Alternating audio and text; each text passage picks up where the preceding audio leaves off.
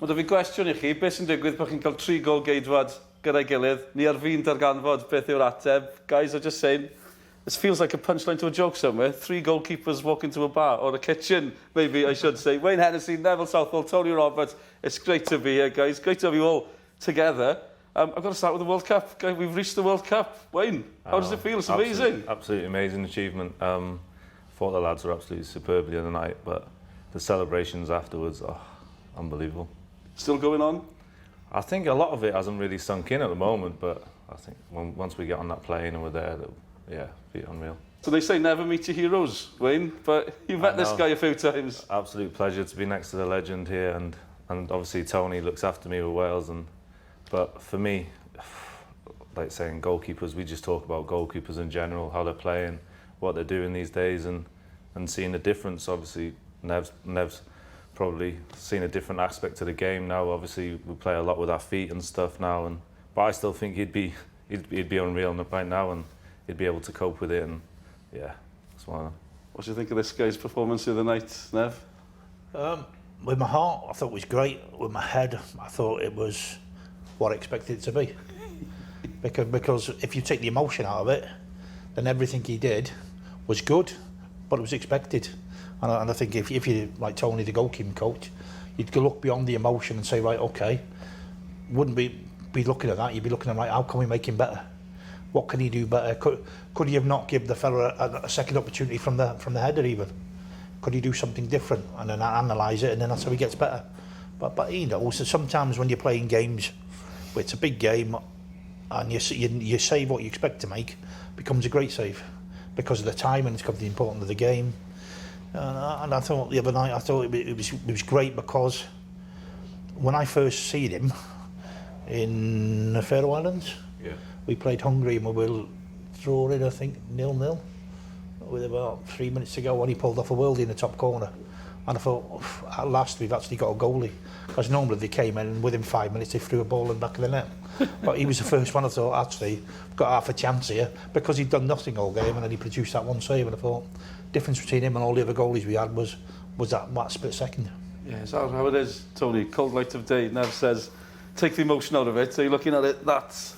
Yeah, I mean, obviously the work we do when we're on camp, the preparation of, you know, trying to get them ready, not just Wayne, but all of them ready for making them big saves and obviously big decisions at vital moments. And like Nev says, you know, the other night he stepped up. The conditions, like I say, his decision making, the saves he made.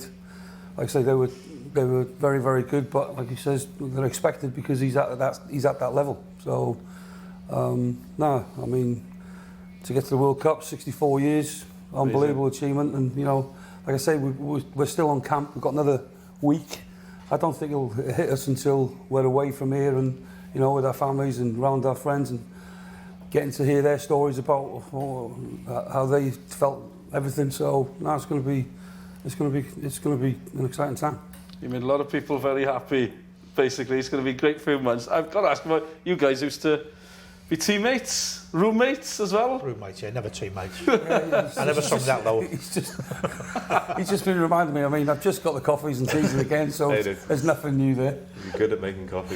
Exactly. Yeah, I taught Tony how to cheat. He was a bit naive from Angle, so he didn't know how to cheat, so he's now world-class cheater. I'm not sure how many legends we can get in a room. We've got another one popping his head round the door. Here he is. He's a wannabe goalkeeper. Yeah, he's telling us this morning about he wanted to be a keeper and all that. So. When he was younger, yeah, and all that rubbish. When I said never meet your heroes, obviously he's a hero to you as a goalkeeper, he's a hero to a generation watching him. What was so special about Nev, Wayne? I think he was one of the best in the world at a time where obviously a youngster growing up, and for me, I always used to like watching Everton, and Nev was just, I think, unbelievable. And then he'd take it into the Wales games, but unfortunately, like I said, we never used to get to like major tournaments or anything, but Nev would always be man of the match or pulling off world-class saves, and I always wanted to just be Neville Southall at the end of the day. So it's always nice to watch, but now to speak to him and get his feedback and everything, yeah, it's really good. Yeah, how valuable is that? Just the little things. Are you still learning, even at your stage? Yeah, like I'm 35 years old now. There's no going away from that. But I'm learning every day. And like I'm sure Nev and Tony, they can explain as well that you never stop learning. You always want to get better and better and better. And for a goalkeeper, if you start letting in goals, you want to know, why am I doing this? Can I improve? And that's the stage that I'm at. How much has it changed, do you think, Nev, over the years? Football. That's changed because the way the game's played, you know, in Man and Tony's day, really, as soon as the ball went back to you, I do see people trying to run at you to commit physical harm on you, and if they didn't commit physical harm on you, they got a bollocking off somebody else, and really you didn't have as much time on the ball. I mean, there's a big myth that where people have got to be good with their feet now, but they don't really, because the way it's gone, people drop off, and then people make angles for you, and you can there's tons of space and you can play around. So really, you know, me and him could go and play tomorrow and do the back pass bit, because it is quite easy because everyone runs away. You know, and all the things that people come out and say, well, you know, you've got to be able to play out from the back. Yeah, you have. But there's a big myth that you have to have so many passes to score the perfect goal, where the game's about results. And if you smash it down the middle and somebody adds it on and they score, is that not as good as 200 passes? Yeah. To me, it's far better, because you don't have to spend all that time boring everybody to pass him round. So it has changed, and the physicality of the goalkeeper's changed, because you know the crosses are different now. Nobody really can't touch him. No, you can't. You know. And if you're clever, anyway, if you're really clever as a goalie now, you can get away with absolute murder. Because all you have to do is go and stand next to somebody, put your arm through their arm, and say he's holding on to you, and then the referee goes, ooh, and especially I think in international football, it's even worse, because they come from leagues where, you know, if you cough in a tunnel, the goalie falls over. So it's like that now, isn't it? They fall over, they get a free kick. So they don't like that side of it, and you could see. I don't think the Dutch fellow was comfortable on crosses, and the Ukrainian goalie, well, he was certainly was a proper Dracula. He ate crosses, to be fair. I was about to ask what that meant. Yeah, of course. And you could see, you know, the first cross he come for, and he sort of messed it up. Then he had that ankle injury, and then he played on. But he weren't having it, you know, and maybe if he got a few more crosses in the box, made it a bit more awkward for him. I think maybe he scored a couple more. Because you guys, I was watching an old game, not even that old. Made me feel old when there was a back pass, you could pick the ball up. Yeah. Do you know, is that one of the biggest changes football's seen in the last 30 years, do you think, Tony? Yeah, I mean... You remember watching Liverpool, the great team Liverpool, sorry, Evertonian, but they just passed it back to Grob, however. They just killed the game, wouldn't they? Yeah, they throw it back to the defender, pass it back to the keeper. Yeah. So, yeah, obviously the game's changed over the years, and like I was saying there, the playing out with the feet now is like the modern trend, that teams want to have 25 passes before they score a goal. Now, like he says, if you've got one good kick and put it behind, put somebody in and you can do it in one pass, why not? I mean, yeah, the game has changed, but I think the players have changed with it. Like I say, with crosses, I saw an instance the other night with Neuer going up for a challenge with Maguire, and he was looking for, I think his technique was poor. Got clattered, and he's looking for a foul. Back in the day, crikey, there was Mick Harford flying at you. You got, you know, take that. You must have had some challenges back in the day with elbows, and it just gets waved on. Sheringham done my ribs twice, I think. I could hear one of them crack as he hit me. I caught it up on my head, and he just went. I'm like, cheers for that. But I bet he didn't even get a yellow, you didn't get a foul, nothing. Oh, no, he got a round of applause off the others. So, yeah. But the physicality's gone out of it, really. I mean, I thought it's come back slightly this season, because they've let a few bits go, and I thought the other night they let a little bit go. So it's changed, but the actual thing is, at the end of the day, Wayne's got to stop the ball going to the net. There's no perfect way to do it, is it? Just any way will do. You know, you can, whatever you got to use, haven't you? Is it true you used to train with your hands behind your back? Yes. Yeah. The all keepers do that, or just... No, just I try to best with my hands. Is that more for yourself, or is that more just because you just fancy doing it, or is that just more for your head? Or well, I think if you do it, there's a few reasons. One, I knew internationally I'd be playing against some of our lads. Yeah. Right, so... You knew whether... Well, I could intimidate them to start with, because if they can't score and I'm not using my hands, then it builds that thing where they try even harder to score past you, and then they mess it up. Yeah. Two, I think you'd be amazed how much footwork you can get in because you use more footwork to get into positions. So you can stop a lot with your chest, whereas you'd be diving full length otherwise. So yeah, and then to try and do it internationally, because again, I'd play with them against them domestically, and if they think, so I'll tell you one about Chris Coleman. Right? I used to try and do ridiculous tackles in training, right? Nowhere near people, but even at Everton, like go this high and try and, you know, but be nowhere near anybody. Yeah. But then people, he's a bit mad, don't you? And then, so by the time you shout keepers, everyone's going, because they don't want to get hurt. So we played at Palace, and the ball come on, he was playing up front, and I shout keepers, and he went, I thought, that's come from that. Nothing else. That's come from a mad tackle that I've never hurt anybody of. So I base my game on intimidation, but without actually hurting people. So you can do it positionally, and you can do it by doing stupid things at times. Yeah. And you can get away with it. You know, I was just talking to Wayne before about corners. If I thought all the corners were going to go near post and I knew the signals, I'd go stand and put my hand up. Now that fella on the ball has got a choice. Does he put it into the area where he knows you stood, or does he change? And then as he goes his 2 steps back, you go back to where your normal position was. He's now got 2 steps to think about it. He might put the first one in, but he might not. And if he doesn't, then he gets an absolute roasting off all his teammates not to put it in there. Yeah, and then you've got him already. So it's about making them do what you want them to do without doing too much. So you're affecting them, isn't it? Yeah.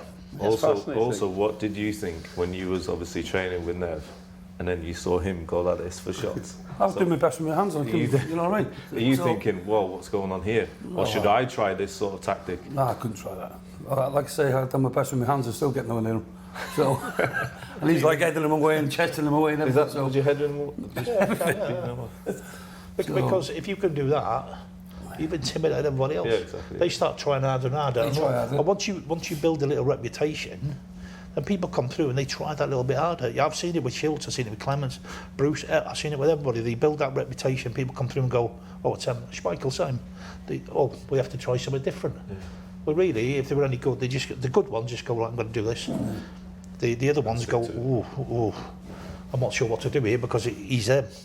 And it does make a difference. Even just intimidation works a treat. Yeah.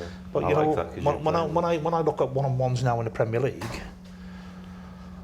they're all 6 foot. What are you? 6 foot what? 6'5", I am. Yeah, and you're probably average for the Premier League. And they all come out and they make themselves smaller. I'm thinking, how thick are you? You're telling that player who's coming through, oh, I really don't want it on the floor. So I might as well send him a telegram saying, hey, I'll put it on the floor because I'm really bothered. But I know then he knows you're coming through and going to put the ball on the floor, so he just dinks it over you. Yeah. How thick is that? And that's not talent, that's just stupidity. So think your way through. Yeah. And that's why you can see the goal the other night with Jordan Pickford. He's gone down before the lads hit it because he's gambled. Why does he have to gamble? It's not your job to gamble, it's your job just to stay there, and it's his job to score. So you don't have to do anything. That's one of the things I learned working with him. He's always on about just stand up and react and put it on them. Put on them to beat you, like I say now. And a lot of the trends now as well is obviously the spread. They're spreading for shots which are like 8 yards away. You know what I mean? Which is doing that instead of standing and going, leaning with your hands. So that's, you know, I learned that from him, and that's what I try and coach to these boys, getting the angle, stand up. That's nice to see because it started from you and it's working through. Yeah. And then hopefully when I can do my coaching role, I can lead that as well. So it's nice that it's coming from you, coming through the ranks. Common sense. It is when you listen to, when you hear it spelt out, it must be amazing, I don't know, meeting your heroes, as I said at the start, just discussing, having a chat. You know, I'm fascinated, I've never played in goal in my life. It must be amazing for you just to hear all this stuff. Yeah. And then, but, you know, I played at Arsenal once when Dennis Bergkamp was there, right?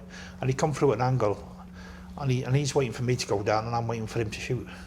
And we just stood there. I just stood there and stood there and stood there, and the pressure becomes more intense on him. So in the end, he just whacked against my legs, and everyone goes, "That's crap."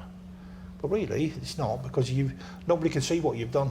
But it was as good as any other save I ever made, because I'm going, right, okay, I know what's going through your mind, you know what's going through my mind. It's like chicken. Who's going to blink first? You stood up for penalties then? I'm surprised more keepers don't just stand there for a penalty, or is it way more complicated than that? It depended, but see, for penalties, if the ball came into me and the ref gave penalty, I'd boot it as far away as I could, and then I would walk to the 18-yard box.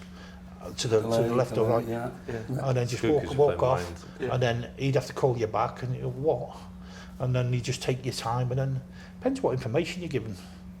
How has that changed, the information you get these days? How much info you getting before a game? Yeah. We get a lot. We were saying the same thing.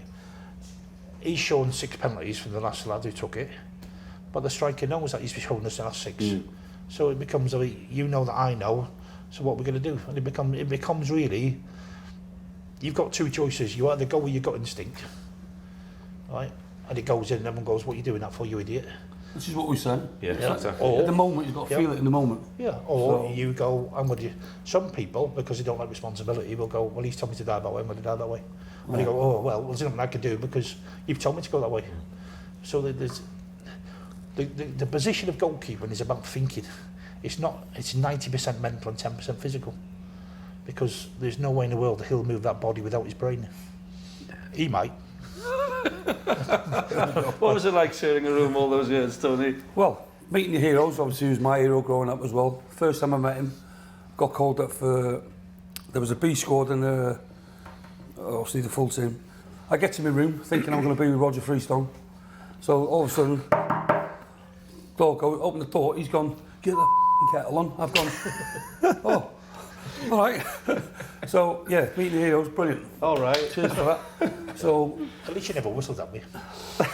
I never said a word to you because you know what I mean? Oh, it was lovely. Who were your heroes, Nev? Oh yeah, Pat Jennings, to be fair. Ah, right. I have to say though, Di was fantastic for me, Di Davis, because when I first got with Di, the first training session I ever did Di, he said, hang on a minute, that's not how you catch a ball.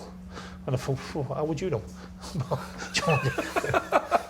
And then so he went out and he was teaching me how to catch a ball, which is great. And then we got back to the room and he said, right, listen, he said, we're both in the same position. If you're better than me, then you should play.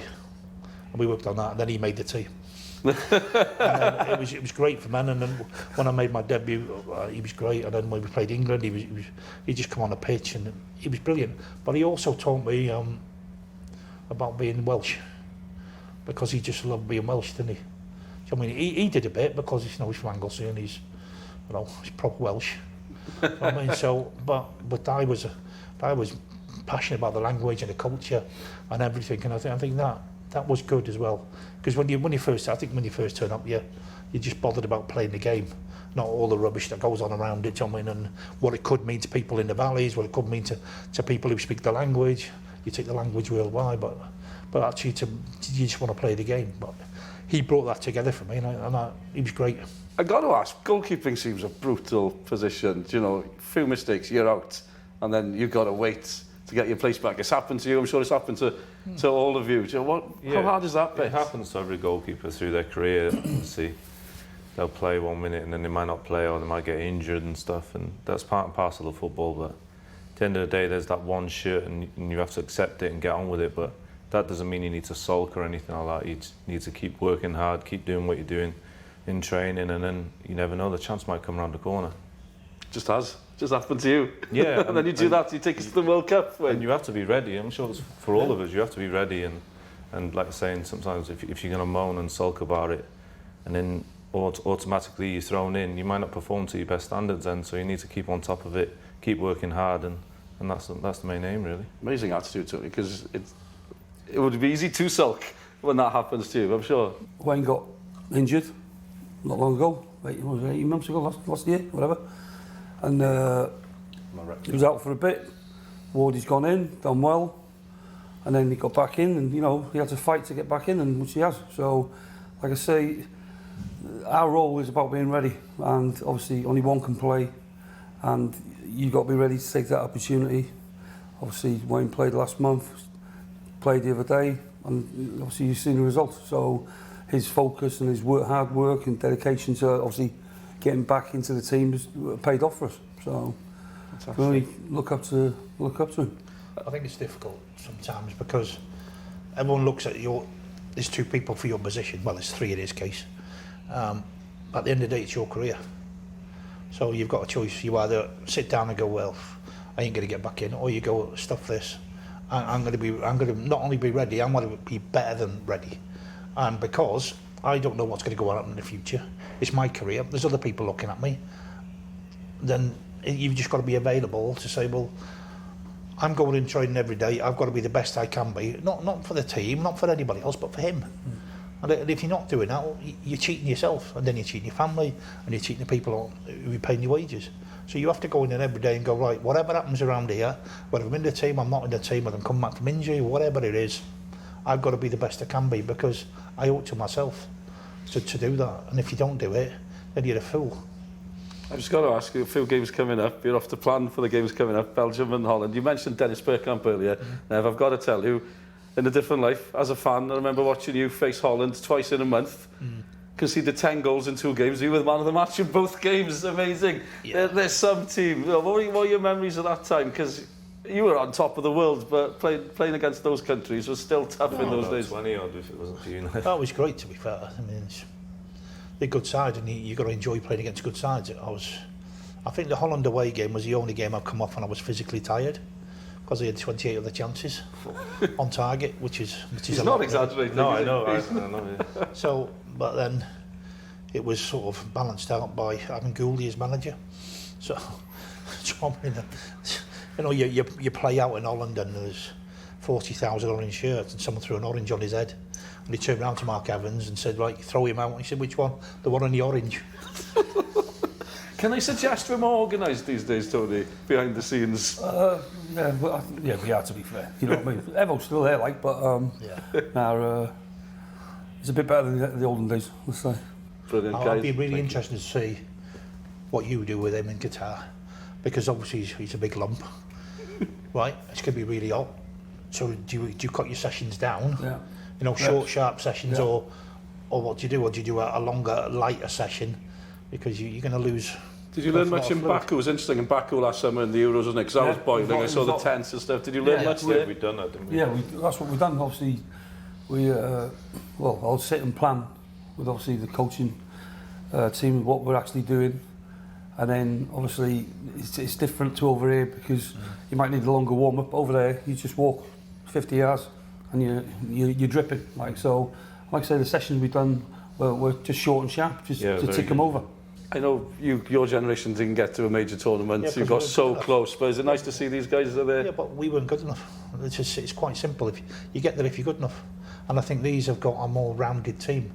We had Sparky, Dino, Rush. We had so many forwards. We probably lacked a midfield player who could pass. We had a midfield player who could got a bit of vision and pass. We'd have had Gaza, we'd have qualified. We'd have had Sooners, who'd probably qualified. Because somebody who could just hit balls and be that link between the defence and the attack, I think we'd have qualified. But, you know, everyone goes on over Romania again. We got smashed away 5-0. And the only bit of enjoyment I got out of that game was I broke somebody's nose. So, I mean, that's it. He went past me on one-on-one and I smashed his legs, and he went straight down, smashed his nose on the pitch. And I thought, yeah, you scored, but you got a broken nose. I mean, that was the only bit of enjoyment. We went to Georgia and we got beat 5-0. Yeah, I remember that. Remember, Hadji scored, and as he walked past, I smashed him, booted him right up in the air, and he just gave me a funny look and walked off. So sometimes you just got to get what fun you can. So he could play today. Would he be staying on the pitch today? That's the question. About VAR and a field day. I think he'd be a bit more clever about what he was doing and stuff. I think he'd still get his arm in there or his leg or smash somebody, but I think he'd be a bit more intelligent about it. Yeah, look, it's about thinking your way through it. And when I watch him, he makes good decisions. He's nice and calm. He don't panic. The one thing I would say sometimes, he tries to be too perfect in his kicking. Because I think the other night when Kiefer Moore wasn't winning a lot of balls, and I'm a centre half, and I'm looking at you pinging them balls up to me, really straight flat balls, I'm thinking, if I win this header now, I've got distance on it. Yeah. So sometimes what I used to do if we weren't doing it, or I had small players up front, I would smash it as high and as long as possible. Because that coming out the air like that is a nightmare for the centre half. You said that to me, didn't you? Yeah, so if you do that and it's coming out the air, I'm thinking, yeah, you're going to struggle here. And if you, especially if your centre forward's not really at it, it becomes a better tool for you sometimes. So so there's things you can get better on all the time. Just depends on where your standards are and where you want to get to. Guys, it's superb to chat to you. Lovely. Thank you. Company. Thank you so much. Enjoy the next few weeks, next few months, guys. Cheers. Thanks so much. Thank you. Cheers.